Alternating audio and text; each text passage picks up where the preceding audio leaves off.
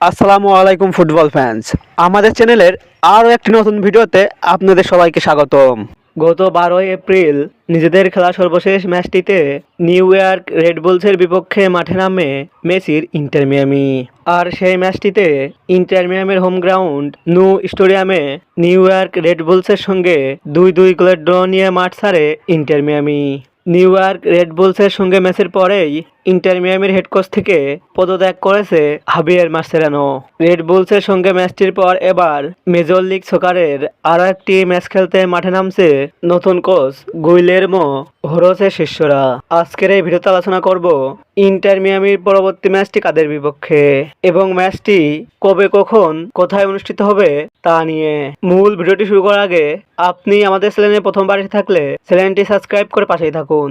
Major league সকারের নিজেদের অষ্টম ম্যাচটিতে এবার কলোরাডো রেপিডসের বিপক্ষে মাঠে নামছে ইন্টার মিয়ামি, যেখানে মেজর লিগ সকারের ইস্টার্ন কনফারেন্স গ্রুপের পয়েন্ট টেবিলে 7 ম্যাচ শেষে 3 জয়, 1 পরাজয় এবং 3 ড্রতে সর্বমোট 12 পয়েন্ট নিয়ে পয়েন্ট টেবিলের 3 নম্বর অবস্থান করছে ইন্টার মিয়ামি।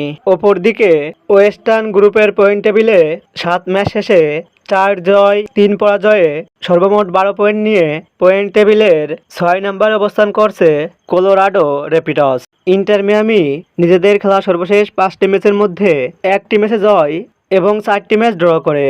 অপরদিকে কলোরাডো রেপিডস নিজেদের খেলা সর্বশেষ 5টি ম্যাচের মধ্যে 3টি ম্যাচে জয় এবং 2টি ম্যাচে পরাজিত হয়। তাই বর্তমান পারফরমেন্স বিবেচনায় ইন্টার মিয়ামির থেকে কিছুটা এগিয়ে রয়েছে কলোরাডো রেপিডস। ইন্টার মিয়ামি বনাম কলোরাডো রেপিডসের মধ্যকার মেজর লিগ সকারের এই ম্যাচটি খেলা হবে রেপিডাসের হোম গ্রাউন্ড মাইল হাই স্টেডিয়ামে এবং এই ম্যাচটি অনুষ্ঠিত হবে বাংলাদেশ সময় অনুযায়ী 19শে এপ্রিল রবিবার রাত 2টা 30 মিনিটে।